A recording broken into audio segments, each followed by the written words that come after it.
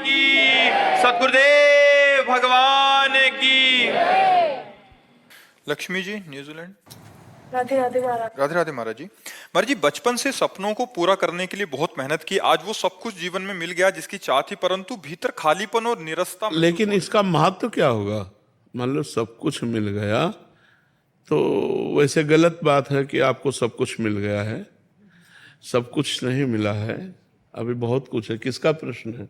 हाँ, अभी बहुत कुछ है। जो सपने देखे थे, मान्यता थी मेरी, वो सब कुछ मिल गया कि ये गाड़ी चाहिए, बंगला तो चाहिए। अभी शरीर छूटेगा तो तुम्हारी मान्यता, तुम्हारा बैंक बैलेंस, तुम्हारा सब यहीं रह जाएगा। तो महाराज जी वही है कि बचपन में घर वाले ऐसे सिखाते नहीं है, एक आधुनिकता होती है, सबके अंदर होती है। ऐसा घर होगा, ऐसी गाड़ी होगी, ऐसे पैसे कमाने, और ये सब बढ़ता जाता है। लेकिन उसके बाद भी मन को, क्योंकि आप महंगी चीजें लेना शुरू कर दोगे, उससे ज्यादा तो कुछ नहीं होगा। लेकिन भगवान का नाम ले रही हूँ, गुरु मंत्र भी शुरू किया है, लेकिन मन में फिर भी शांति अभी महसूस नहीं हो रही। और डट के करो नाम जप। जब अधिक नाम जप होता है और पाप नष्ट हो जाते हैं तो हृदय में आनंद होता है। अभी पाप नष्ट नहीं हुए, अभी शुरुआत हुई है नाम की। जब जैसे हम कई बार एकांतिक में कहा कि हमारे पाप हैं 500 ग्राम, हमारा भजन है 50 ग्राम, तो अनुभव में नहीं आएगा। जब 550 ग्राम भजन हो तो अनुभव में आने लगेगा। तो हमें दीर्घ काल तक अधिक भजन करते हुए समय व्यतीत करना चाहिए, जिससे हमारे पूर्व के सब पाप नष्ट हो जाएं और आनंद का अनुभव हो। हृदय में आनंद का अनुभव होगा, प्रभु से, ना कि रुपये से, न पैसे से, न मकान से, न गाड़ी से, ना नाना प्रकार के भोगों से। ये क्षणिक लगता है, क्षणिक लगता है कि हाँ सुख मिला, लेकिन वो स्थायी नहीं है। हमें स्थायी सुख चाहिए। स्थायी सुख मिलेगा भगवान से। जितना नाम जप करोगे, भगवान का सुमिरन करोगे, उतना ही चित्त भगवान की तरफ जाएगा। और भगवान से चित्त जुड़ना ही सुख है, और सुख नहीं है। आप देख लो, सब कुछ है ही आपके पास। सब कुछ कृष्ण की माया का है आपके पास सब कुछ, लेकिन मायाधीश कृष्ण नहीं है, इसीलिए आप अपूर्ण हो। भगवान अंक है, और जितनी माया है ये शून्य है। अंक हटाओ तो शून्य शून्य शून्य, इसका क्या महत्व? वो अंक रख दो फिर शून्य, तो 10 गुना महत्व बढ़ता चला जाएगा, नहीं बढ़ता चला जाएगा। तो ऐसे ही हम भगवान को अपने जीवन में लाए, भगवान से अपना संबंध जो है वो स्वीकार करें। भगवान कहते हैं ममई वांशो, तू मेरा अंश है। खूब नाम जप करें, भगवान की लीला कथा सुने, कोई पाप कर्म न करें, पवित्र भोजन पावे, तो अभी आनंद आने लगेगा। अब मुर्गा मछली और गाय और भैंसा सब लोग पाते हैं, शराब पीते हैं और अपने को वीआईपी मानते हैं। आज का वीआईपी कल्चर क्या है? जितना अपवित्र भोजन हो, अपवित्र आचरण हो, वही वीआईपी माना जाता है। भाई आप एक कोई पार्टी करो और पार्टी में खीर, पूड़ी, दही, रबड़ी, रसगुल्ला सब कुछ करो, लेकिन वो सब ना करो, आनंद नहीं आएगा। महाराज जी, मैं तो पार्टी छोड़ के आपसे मिलने आया हूँ। हाँ यार, भले छोड़ के आ गए। आज इसका जन्मदिन है, लेकिन इसने कहा कि पार्टी नहीं करूंगा, महाराज जी से मिलने जाऊंगा। बिल्कुल। आज तुम जाकर शाम के अपने घर में 1 घंटे कीर्तन करना, ठीक है? 1 घंटे राधा नाम का कीर्तन करना और अपने सब साथियों को बुलाकर अच्छे अच्छे पदार्थ पवाना। ऐसे पार्टी करो, भगवान नाम कीर्तन करके लोगों को पवाओ, तो इससे तुम्हारा जन्म सार्थक रहेगा, ठीक है जी।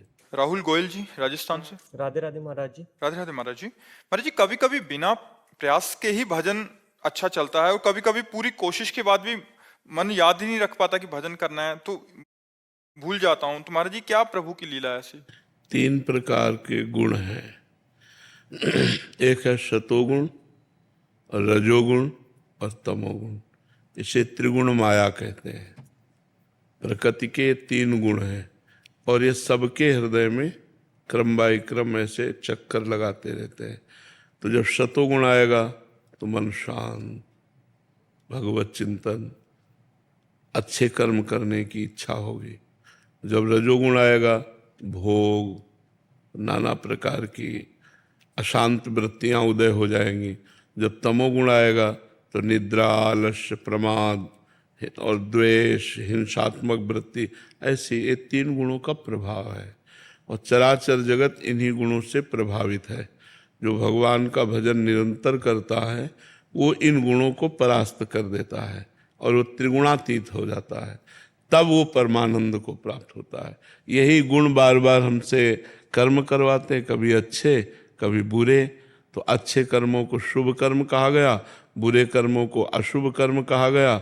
शुभ कर्मों का फल सुख है और बुरे पाप कर्मों का फल दुख है। इसी सुख दुख के चक्र में संपूर्ण दुनिया टहल रही। इन गुणों को रोकना होगा, अंदर हमें सत्वगुण बढ़ाना होगा। जितना सत्वगुण बढ़ेगा उतना ही भजन बढ़ेगा। तो पवित्र भोजन, अब जैसे आजकल तो बड़ी समस्याएं हैं, भोजन की बड़ी समस्याएं हैं।